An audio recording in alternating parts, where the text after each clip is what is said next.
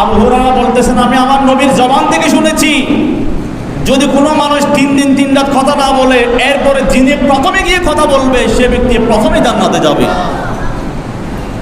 আবু হুরায়রা বলতেছেন, আমি শুনতে পেলাম হাসনাইনে কারিমাইন ইমাম হাসান এবং হুসাইন রাদিয়াল্লাহু আনহুমা দুনো ভাইয়ের মধ্যে একটু মনোমালিন্য হয়েছে, একজন অন্যজনের সাথে কথা বলতেছে না।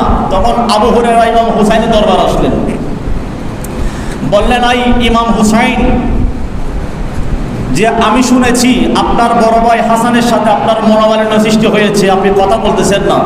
আমি আপনাকে অনুরোধ করব, আপনি যান, আপনি যেহেতু ছোট হয়ে আপনি বড় ভাইয়ের কাছে যেতে কোনো সমস্যা নেই, আপনি বড় ভাইয়ের কাছে গিয়ে আবার কথা বলুন, কারণ আমার নবী বলেছেন 3 দিনে বেশি যেন কথাবার্তা না বলে কেউ না থাকে।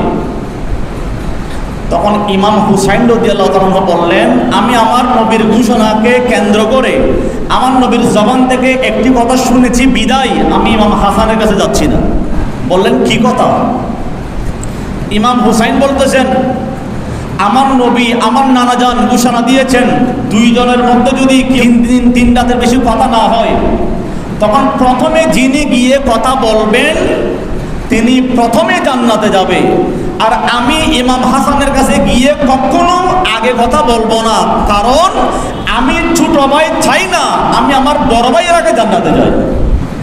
এখান থেকে কিন্তু আমাদের মানুষ আর একটা সুযোগ বের করবে, বলেন না আমি কেন আগে যাব, উনি আমার কাছে আসুক, ওনার চেয়ে আমি কম কি, আমি কেন ওনার সাথে গিয়ে আগে কথা বলবো, উনি আমার সাথে কথা বলবে। রাস্তা দিয়ে হাঁটার সময় দেখবেন অনেক মানুষ চুপে চুপে হাঁটে, সে আশা করে সামনে যিনি আসতেছেন উনি আমাকে সালাম দেবে। যিনি একটু নেতা রকমের হয়ে যায় উনি বলে যে আমি কেন সালাম দেবো, আমি এখন নেতা মানুষ না, উনি আগে আমাকে সালাম দেবে। এই ধরনের মন মানসিকতা অনেক মানুষ আছে কিনা? আমার নবী বলছেন, সালামের জবাবদানকারী চেয়ে সালাম দাতা অধিক আফজল, অধিক উত্তম। ইমাম হুসাইনের কথা শুনে আবু হুরায়রা চিন্তায় পড়ে গেলেন, আমার নবী বলেছেন কি আর ইমাম হুসাইন কি বলতেছেন।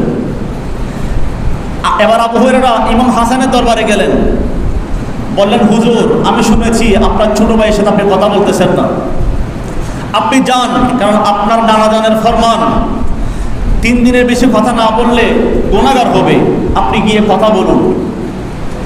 তখন তিনি বললেন, ইমাম হুসাইন আপনার ব্যাপারে এই কথাটি বলেছেন।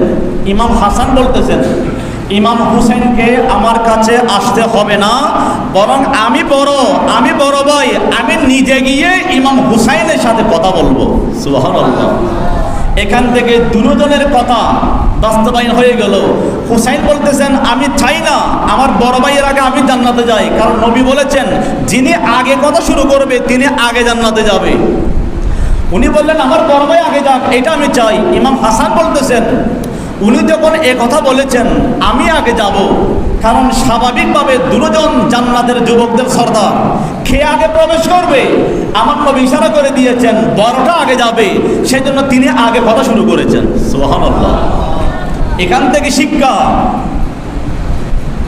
আমরা যদি যে কোনো কারণে এক ভাই অন্য ভাইয়ের সাথে যদি দ্বন্দ্ব সৃষ্টি হয়, তখন আমি ওনার চেয়ে বড় এ বড় চিন্তা না করে আগে গিয়ে কথা বলবেন, তাহলে আগে জান্নাতে যেতে পারবেন। আর যদি বলেন না আমি আগে যাব না, তাহলে যিনি বড় উনি বলবেন ছোটরা ভুল করবে, বড়দের কাজ হচ্ছে ক্ষমা করে দেওয়া, আমি ক্ষমা করে দিব, আগে আমি গিয়ে কথা বলবো। আমি গিয়ে কথা বললে অন্তত পক্ষে ওর আগে আমি জান্নাতে যেতে পারবো। সুবহানাল্লাহ।